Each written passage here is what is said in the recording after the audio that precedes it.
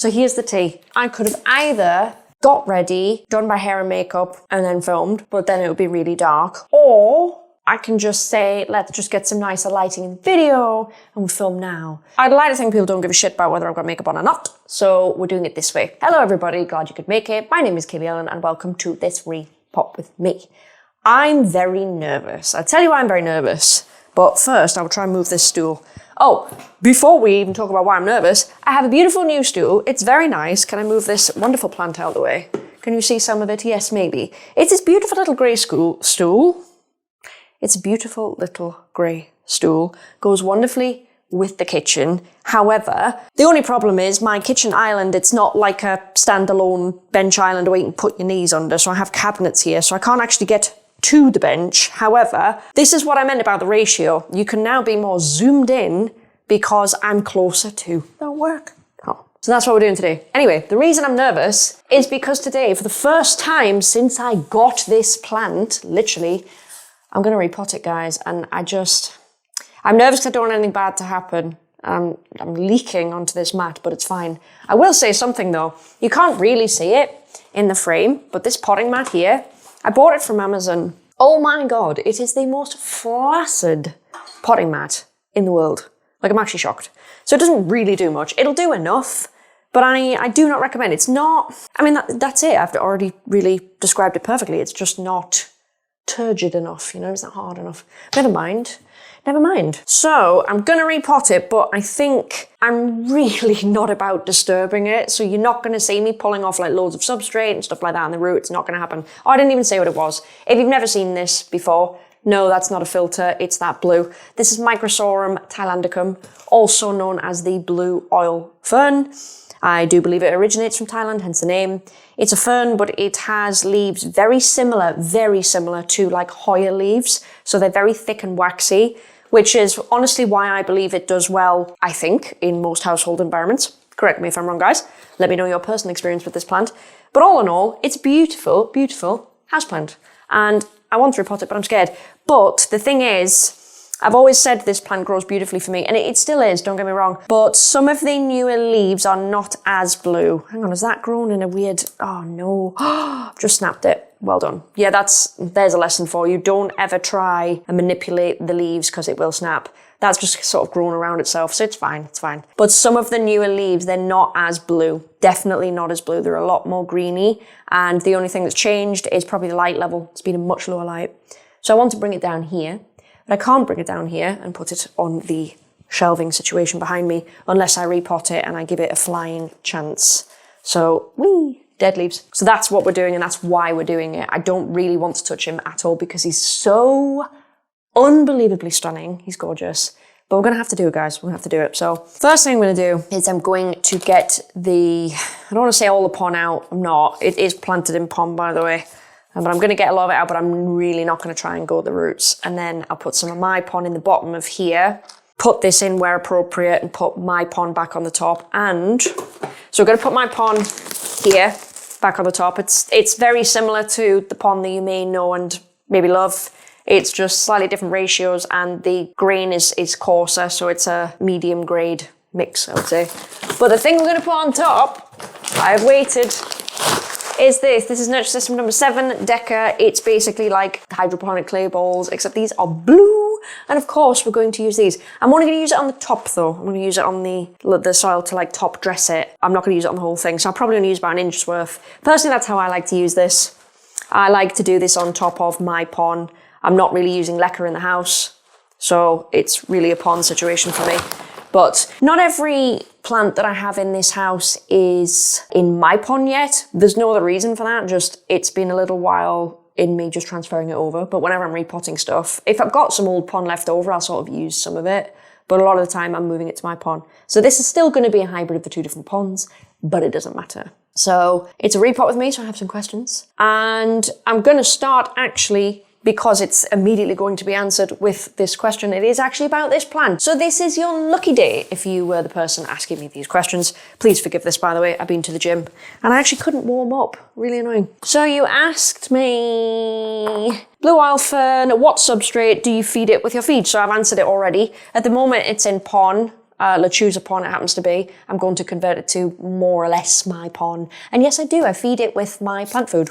Every plant I own, guys, gets my plant food with one exception, and that's my Kentia palms in the living room, because I don't feel like they love my feed as much. So I do sometimes feed them with my feed, but a lot of the times I'll use like a palm feed on them. Every single other thing in this house is fed with my feed. So begonia are fed with my feed. I don't have any Hoya, but I would feed those. I've got, obviously, Anthurium, Monstera, Spathiphyllum, that's fed with my feed. There's nothing else that's not really aroid, is there? No, not really. All my cast irons, they're fed with my feed. I really need to be able to get my words out because I haven't filmed the podcast that you may have already seen. I haven't filmed that yet. I'm filming that this evening when it gets dark. Just because the way the lighting is, it has to be dark for me to film. And I need to be able to articulate myself, because when you film podcasts, it's not like YouTube videos where you can make it like choppy or whatever. So I need to get better at twacking, you know what I mean? The thing I'm going to do first is I've got a pot here with it's got old pon in it and it's got old leca in it as well. It's not the sexiest thing, but it's not going to hurt anybody if I just pour this out. And yeah, we'll just see what we're doing. But I'm not going to be mad investigating the roots on this for obvious reasons, because I'm scared, guys. I have one more of these that is from a completely different batch. So when I started selling them, because I actually bought this one just for myself years ago, I've got one of those in there and it's not doing well because, to be fair, I put it in the dark. And then another baby from this that is upstairs that is actually very blue. Very, very blue. So, oh no. Oh, I don't want to be in the situation where I have to pull this. I think it's just a bit compact. Oh no, I don't want to pull it. I'm going to have to just gently sort of scratch at the substrate, I think, in order to get this out. I still get people asking me, by the way, why I'm wearing gloves. Literally, I just don't like stuff under my fingernails. It's that simple. You don't have to do that. I just like doing that. Oh my God. Right, okay, it's coming, it's coming, it's coming. Yes. Oh, wow. Okay, let's evaluate this. I'm just going to put that there. I have cleaned my kitchen for Christmas, but I'm going to have to do it again. That's pleasant. That's really surprising. So all of this is root, and I don't think it's rotted. Well, I feel like if it was going to be, then we would know. So this is great because I don't actually want to do anything with that. I want to sort of leave it, which I know might seem silly, but I just don't want anything bad to happen to this plant. I would be devastated, guys, and I think a lot of you would as well because it's so pretty. We'll just put him down, and I will... Ew. I always forget to do this. I should have got some kitchen roll because then I get juice on my hands. Somebody asked me about the gym, so I will tell you about the gym. I will slow down the potting here because this is all we're doing today, because it's just a chill one between Christmas and New Year. Someone asked me about how the gym is going. The gym is going wonderfully. So will you have seen it by now? Yes, you will. So my podcast that I have not filmed yet is now out, which means you know that I'm probably on a fitness journey 2.0. So backstory, watch the podcast if you want to know more, but my mental health took a serious downturn this year and I basically stopped going to the gym very much at all. So I lost a shit ton of strength and it wasn't good. So I've since, honestly, the update is I've regained a lot of it. I wouldn't say I'd regained all of it, but I've regained quite a lot of it and I'm quite happy about that. What I decided to do was not do anything with my calories. I decided to track my protein, obviously, while I gain the muscle back. I have a little bit more body fat than what I would like to have for me personally, but I didn't want to do anything about it because I thought Christmas is coming. Bear in mind, I started this in like November. I thought Christmas is coming, so let's not do something we can't keep to. I'll just keep the body fat and everything exactly where it is. We're not going to do anything like that. We'll just stay at maintenance or whatever. Even if we gain, that's okay. That's fine. Because I thought if I do that, I'm putting myself in a better position to gain the muscle back. So I've gained most of it back. I've just been in the gym today and I'm very stiff. I've done full body pull, which is, if anyone's curious, I've done, what did I start with? Deadlifts, bent over rows to give me a short break, RDLs, overhead lat pull, seated lat pull, rear delt reverse fly, biceps. And I very briefly attempted some pull-ups on the way out, which, stupid, I've already fried myself. So I did that today. I'm stiff, it's gonna get way worse, but it's fine. I love it. So yeah, my strength's nearly back. My plan in January is to A cut would be too aggressive of a thing to say. I think you'd call it more recomp. So I'm not really going to drop calories. And if I did drop it, we're talking like 1 to 200. We're talking nothing at all. And just recomp to get the muscle back and start to shave some of the fat off. And as soon as enough fat comes off that I'm happy with, then woo, great kind of thing. Because I don't like the way my body carries fat, just in terms of the areas. I know nobody does, don't get me wrong. But when I get to a body fat I'm really happy with, everything from like my boobs down looks really good, right? So my bum, my legs, like all of that, my stomach looks fantastic. But my chest up here just looks too skinny, like I dropped too much weight. So I'm doing 2 things. 1, I'm just going to watch that. And 2, I'm going to start training chest, which I've never trained.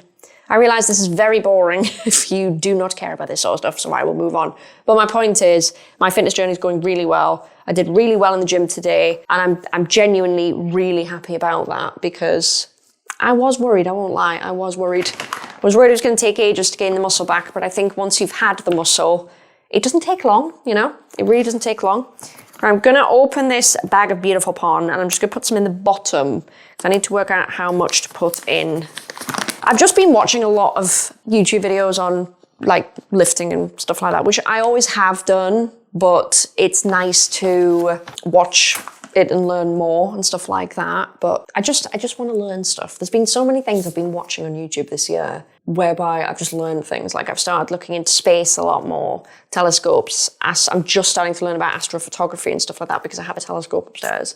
Like so many things, I'm just really enjoying learning. It's been really good. But the fitness thing is definitely part of that, because the more I learn, the better. Oh, but speaking actually of learning, as it happens, I almost forgot. I want to tell you a little bit about the sponsor of today's video, which is Skillshare. So Skillshare, if you have not heard of it by now, then you must have been living under a rock. But it's an ad-free online learning platform with thousands of classes on, honestly guys, pretty much anything you want. You can find classes on, say, learning a new skill, a new hobby, change your mindset about something, organize your workflow, productivity, mindfulness. I've learned, again, so much this year. I've really maximized my capability with Notion, which I have mentioned before. It's like a project management software. It's free. It runs on your web browser. I've learned loads about that. I've learned macrame. I've learned, I think, 2 different types of watercoloring. I've learned about hand stitching and making plants, things like that. I've learned so many things. And I wouldn't have learned any of them if it wasn't for Skillshare. It's just super, super handy. So if it sounds like something you might want to try, guys, get ready for it. You can try it for absolutely free. Literally no money at all.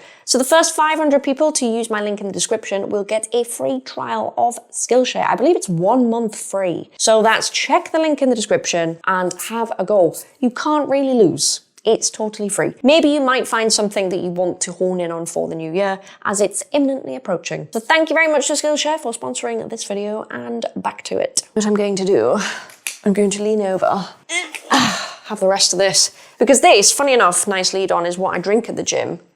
I don't actually do pre-workout, I do this. I don't actually know how much caffeine's in this. 160 milligrams. Oh, it's not that much. It's fine. It's fine. But I don't find at the gym I need more than this. There might be a day or a time where I do, but at the minute I don't, so that's actually what I have. But yeah, anyway, so my fitness journey it's come back around, and I'm already feeling better. Do I have shit days? Yes. But it's definitely helping, and the gym is definitely helping my mood, 100%. The diet is something that I really need to get better at. Like, I know the macronutrients I'm supposed to hit in a day. It's something like, I actually don't know what my carbs are. I think it's about 140 grams of carbs, ideally 125 grams of protein, but between 100 and 125, and about 50 grams of fat. And that does me quite nice. That will put me on a bit of fat loss, but it'll be at a really nice rate. So that's what I would be having in a day. And it's fine, I can hit the macros in a day. That's not my problem. My problem is how well I'm eating. Like, I'm not really getting it from Whole Foods. I'm cheating the system a bit, to be honest. But I do also think, as an addendum to that, I think if you're going to try and get fit and you have like a fat loss goal or strength goals, if you really struggle with eating nice things, just try and cheat it first. So try and hit your macronutrients via, you know, for me, for example, for a lunch, I'll have like 200 grams of chicken breast, which is great, but I'll have it in like a mini roast dinner. So I'll have a couple of little like Yorkshire puddings or something, and I'll have gravy on it.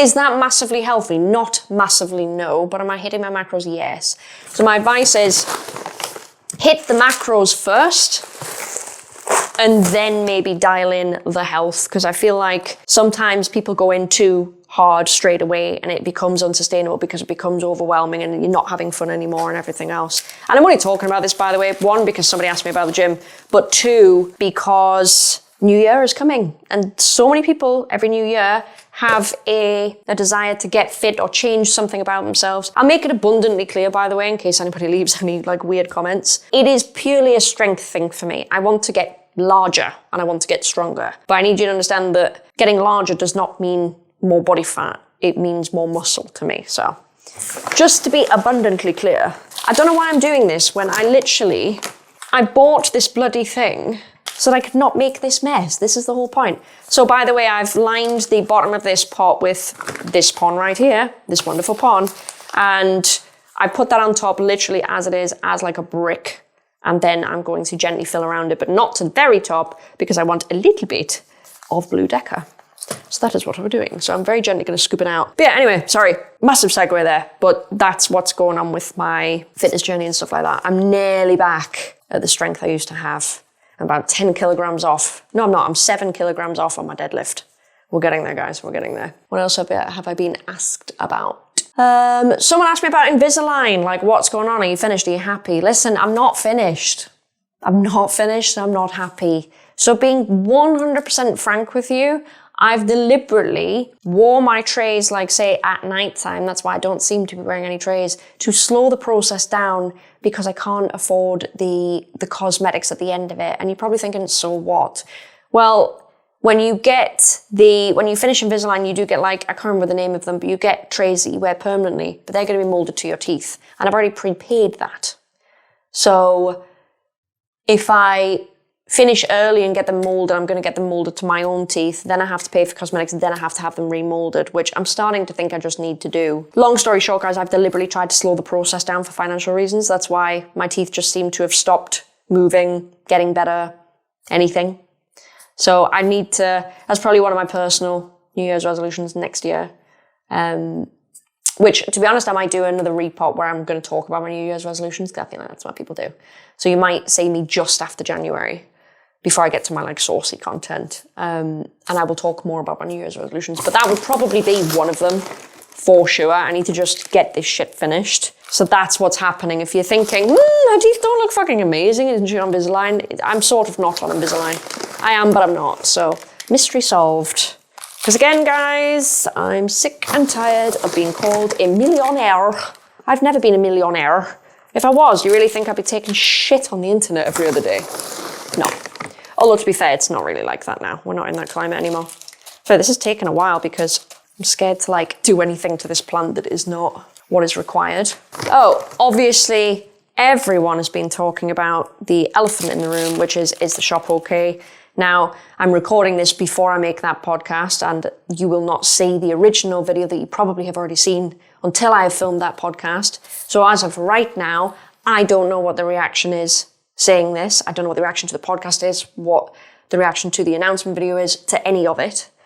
So I'm just going to have to sort of bear that in mind, I guess, when I'm talking to you. But if you do not know, I closed the Repot shop, the full details of which are available in the podcast, which I will link in the description of this video, and I'll link you directly to the episode, but that's where I have talked all about it. So I needn't repeat myself for people that have taken the time, obviously, to watch that, because why would you? But I have closed it. I didn't really have a choice, but you've got to really think about it, guys, and think, well, how long realistically was it going to survive when you have TC and stuff like that doing what it's doing right now? Like, we can all agree it's fast. It is fast. Like, I don't even think I'd want to be a seller in this climate anymore. It's not fun anymore. And I think that's obviously not why the shop closed. You know me, I'm super transparent. That's not why it closed at all. But even if it hadn't closed, I can tell you now, I probably wouldn't be enjoying it much anymore, because the chopping and the propping and the growing and the selling on, it's long gone. And I don't know when it's coming back, if it ever comes back, you know? It would have to be like another genus of plants or something that like takes off.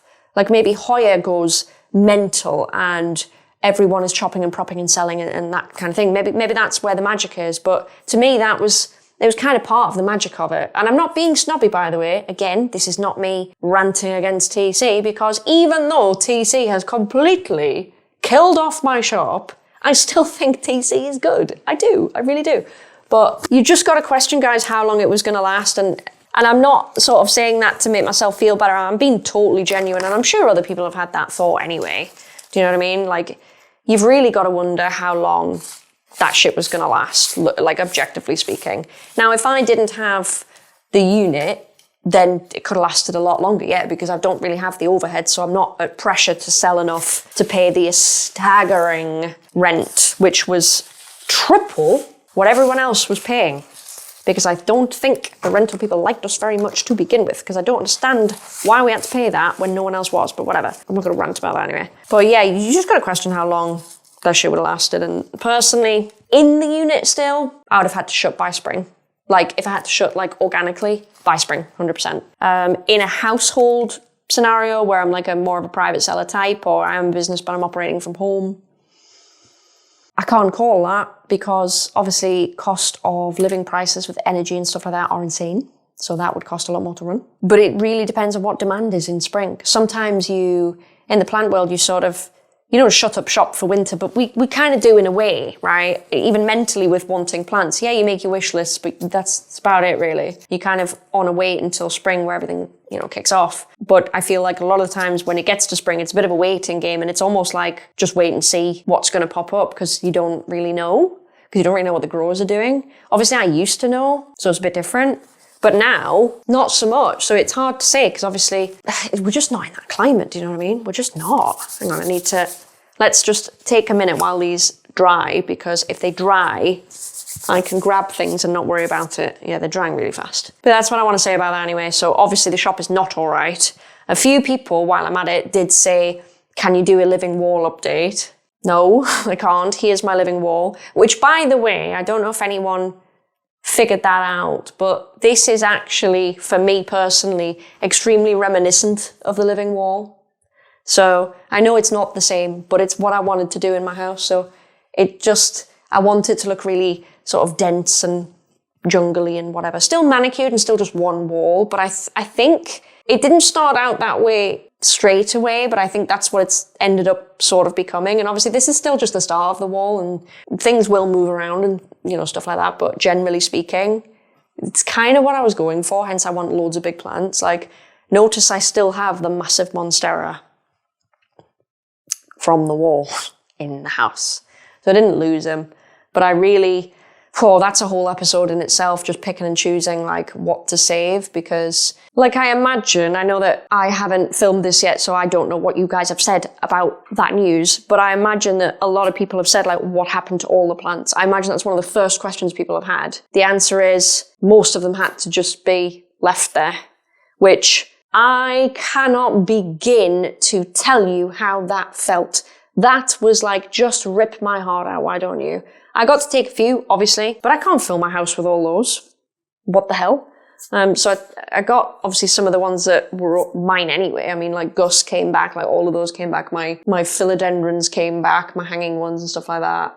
Wide boy came back, my red crystal came back, my original crystallinum came back. Like, there was a lot that came back, but you can't have it all. Like, do the math. 7,000 plants? No. So they just had to be left then. It is what it is. It is what it is. I've got some plants here. These are my plants. That's it. It sucks, is what it is.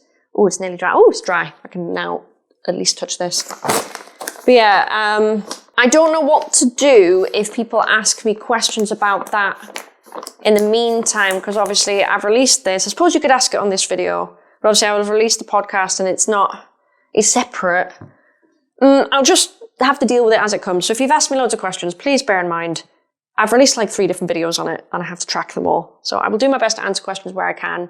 But honestly, guys, the podcast, if you're watching this and you haven't seen it, it should answer 95% of it. And if it doesn't answer the 5%, it could well be because I can't tell you about the 5%. Do you know what I mean? Like, I can't tell you everything. There's obviously legal stuff going on. So, I mean, some things I don't even know yet, But anyway, so now I've got my pon in, by the way, but I've got about that much. So nearly an inch spare, but I don't have nearly an inch spare because that would take me to the top of the pot. So I really, to be honest, I put a little bit too much in, and I'm only going to have enough for a very slight covering of my wonderful blue stuff. But it will be fine. So somebody else asked me about my wish list, you know, how big it is, what's on it, blah, blah, blah. It's like, well, I can't tell you what's on it yet, obviously. But it's not that big, guys. And honestly, I would be shocked if that surprised anybody. Like, I've done this for years. I know what I like. There's not a lot out there now that's massively jumping out on, you know, to be different, because a lot of it, and I've covered this recently, is like TC mutations and stuff like that. So there's not as much as you'd think. I think at the moment, as of today, this is the 22nd of December, there's only about 10 things on it.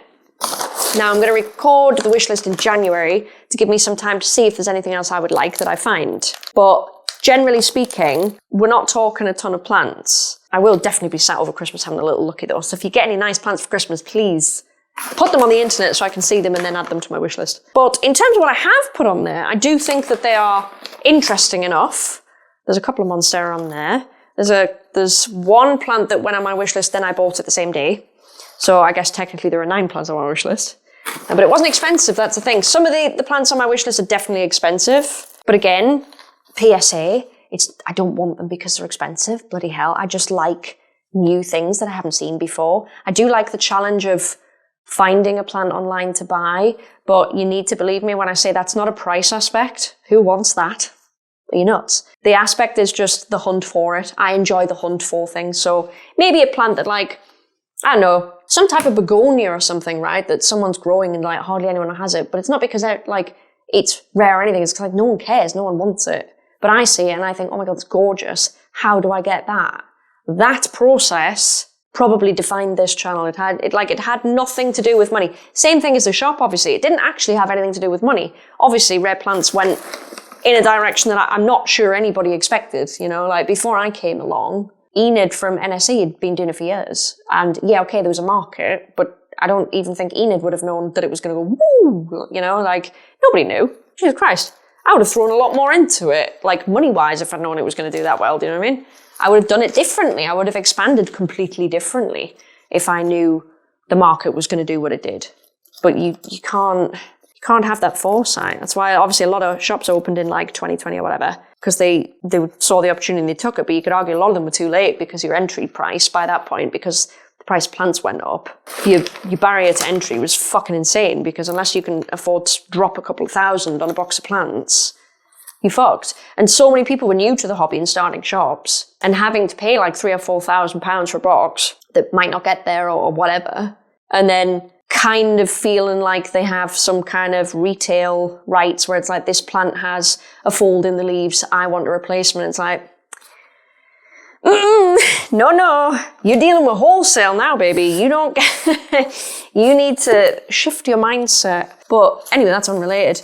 Yeah, it's like, how could you even know that it took off like that? But honestly, when I started any part of my channel, shop, anything, like I really wasn't thinking about that. And I'm still not now. You might catch things on my wish list and go, what? It's like, yeah, but people get me twisted. Like I'm not coming from the place of it being expensive. Annoyingly, just due to logic most of the time, when you can't really get something, it tends to be expensive.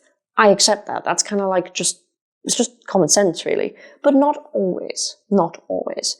So it really depends what it is. Like, I don't actually think, was this expensive? To be fair, this actually was expensive. I think I actually bought this. It was for the best part of £100 when I bought it. It was not cheap, and I only got one.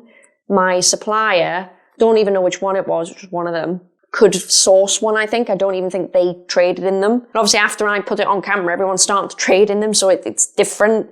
But I need you to know that I didn't have that experience. I found something really random, this plant on Instagram, found like 1 or 2 hits, and I was like, what the hell is this? This is awesome. And then I wanted it. I tried to see if I could find it. Sorry, I don't know if I've got a dead leaf there. Yes, I do. Tried to see if I could find it. I could, luckily. Thought, is it going to ship? Is it not? Blah, blah, blah. Got it. Loved it. It took off. But that's not why I would find plants. I found them because I thought they were cool. Classic example. Is there a better example than this plant, you know? I don't even know what the value of these are. Obviously, I'm not selling them anymore. I do have one that one day I will sell, but he needs to come out of the cabinet and just get better. I'll grab him now, but I can't. There's a light in front of the cabinet, and he's at the back of the cabinet. So, but I would love to know what they're actually costing now. But a lot of people say that they're not as blue as this one, which is a real shame. I promise, guys, I'm not catfishing you. I've got a bit of PTSD about blue things and catfishing if you followed me for long enough. Literally, begonia. So I wouldn't do that to you. This really is that blue. And anyone that's actually seen this in real life, as in this specific plant in real life, so you know me, people I've seen have gone, shit, it is that blue. And I'm like, what do you think I'm doing? Colouring it in on camera, frame by frame. But no, it is that blue. I'll try, bend over the table and show you it, because it is good. And I can't tip it too much in case all my little borers come out, which I appreciate you probably, hang on, I have to hide my head. I appreciate you probably can't see the borers, but I promise they are there. It doesn't really want to focus on anything other than my head, I apologise. Will it try now? Yeah, sort of, yeah. That's how he looks. He is very beautiful, guys. I've got to say, that's probably a thumbnail right there, to be honest, because it's very difficult at thumbnails. And I know it's not super easy to see, but there is some blue decor in, and in person, you can see the blue popping through the leaves, and it looks really nice, but I appreciate I cannot take a picture through it. Hang on, let me get my phone out. This is going to irritate me when it comes to editing, I guarantee you. If I just get my phone out, I will show you what this looks like. It's my old phone, not my new phone. I've got a new phone, which is virtually the same as this phone, but I haven't had time to switch everything over. Hang on, there's a flash on, and I don't really want that. Right, okay, so this isn't super obvious, but if I just move the camera around like that, which is going to look very weird on my main camera, can you see here the substrate? So this is my lovely blue decor. So I promise it does look nice, and it is present. Hang on, I'm stuck on my, there we go. It is nice, and it does have a presence, it's just not super obvious. But you know what, it almost just makes the plant look more dense, because this is, obviously it's not the same colour, but it's very, very similar. So I feel like it does a really nice job of like plumping this out almost. But how beautiful is that? He's probably going to live down here now, but I don't really know where he's going to live. I almost think he needs to go, you won't know where I'm pointing, but kind of over here. I've got my tie, and I've got a philodendron that I'm trying to turn around in front of it, but there is space for another plant, but that's also in quite good view of the light, so I might try that. He will need fed with my food, and he will get fed today before I put him away. But that's kind of him. But honestly, if you're thinking about getting one, guys, all I really think you need is good light. They're not terrible when the temperature drops, but I think most household environments, unless you're in a cold house, should be fine. I think it's more the light to get what you're looking for. I'm not going to say heat doesn't play a factor, because 99% of the time for me, where there is light, there is heat. They're more in tandem than what you think they are. That's why I do like to say light and heat. But I'm going to see how he does downstairs, because it's probably not even obvious on the video I just took for you, but I really feel like it's not as blue coming in. Some of them are, but some of the newer ones really aren't. So I want to see if I can improve it downstairs, because I absolutely, if something happened to this, I'd be so upset. That's it for this video, guys. You should be seeing this some point in between Christmas and New Year, so I'm going to take that off, even though it is a bit warm. Whoops. I hope that you had a good Christmas, and I hope that you have a great New Year. I will see you very shortly after, whatever Friday that is. I think it's the 3rd. I will see you then, where there may be one more report where I talk about New Year's resolutions and stuff like that. And then we're going to go into predictions, wish lists, all those things. I'm actually gonna do a bit of a post-mortem on a rare plant index, because I've changed my opinions on some things, so I want to have a look at that. There's a few things that I've got lined up for you. It's just obviously we're in the lull now, where it's more chill or whatever. But I guess I will see you then, and I will also see you with Makeup On. Also, don't buy one of these. Link is absolutely not in the description. They suck. Merry Christmas. I know it's gone past. Happy New Year. And if you haven't seen that podcast, please feel free to watch it down below. It'll probably answer a lot of questions that you probably have. And I will see you next time, guys. Love you and leave you. Bye.